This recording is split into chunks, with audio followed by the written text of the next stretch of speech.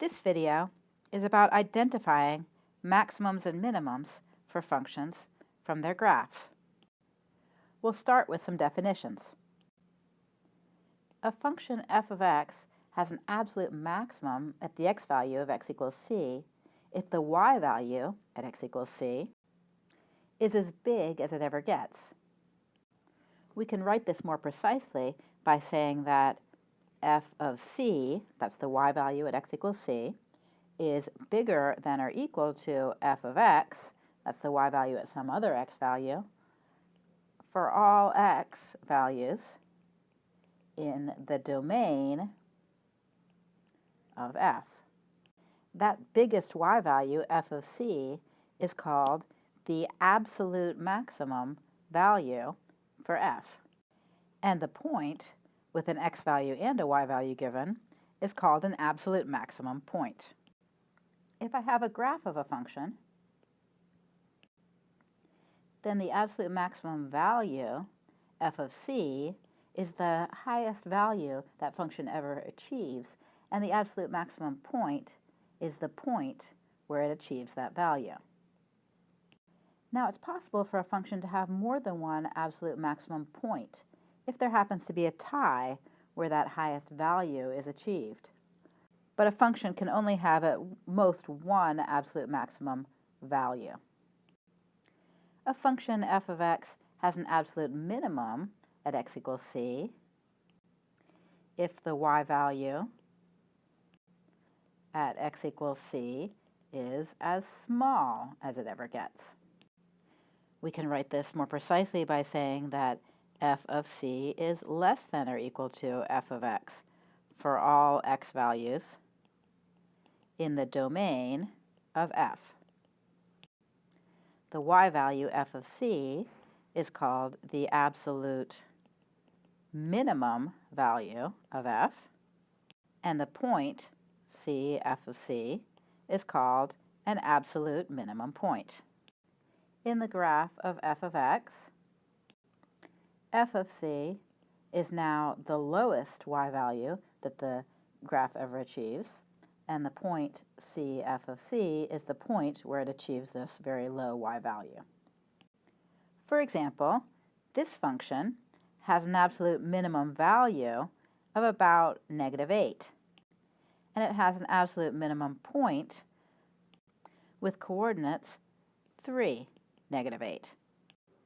If this function stops here and has domain from x values just from 0 to 4, then the function will have an absolute maximum value of 10 achieved at the point with coordinates 4, 10. If, however, the function keeps going on forever, then it will have no absolute maximum value at all. Absolute maximum and minimum values can also be called global maximum and minimum values. A function f of x has a local maximum at x equals c if the y value at the x value of c is bigger than any y values nearby. It doesn't have to be the biggest y value anywhere in the domain. For example, for this function, there's bigger y values up here.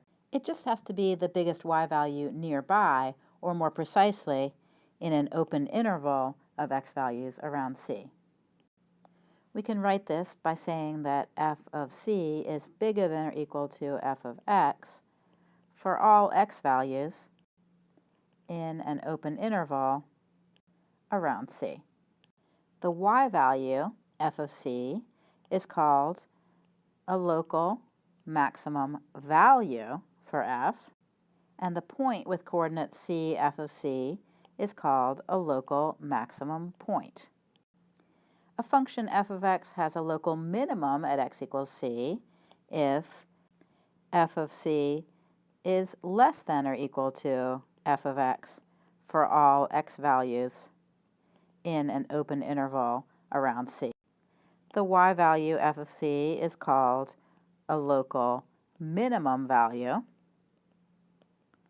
and the point with coordinates c, f of c is called a local minimum point. A function might have many local minimum values. In this example, assuming that the domain is from 0 to 4, we have a local minimum point at x equals 3, because this point here is the lowest point anywhere nearby. It also happens to be an absolute minimum point. Turning our attention to local maximum points, this function has a local maximum point at 1, 2, say, because this point here is the highest point anywhere nearby, even though it's not the highest point anywhere in the domain, since they're higher points over here. So we have a local max point at 1, 2, which is not an absolute max. Different sources use different conventions as far as whether the point 410 up here counts as a local maximum point or not. Some sources do consider it a local maximum, since it's the highest point anywhere nearby, but other sources say that it doesn't count as a local maximum for the technical reason that you can't get an open interval of values around 4, because the function's not defined in an open interval around 4, because its domain stops at 4. So I'll just write this as a caution that some sources do not consider 410 to be a local max point because f is not defined in an open interval around x equals 4. Local maximum and minimum values can also be called relative maximum and minimum values. Please pause the video for a moment to mark all local maximum and minimum points on the graph of this function, as well as all absolute max and min points.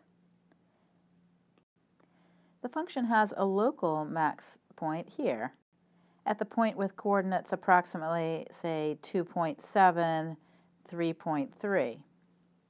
It's a local max point because it's the highest point anywhere nearby. There's a local min point right here at the point with coordinates 2, 2, since this is the lowest point anywhere nearby.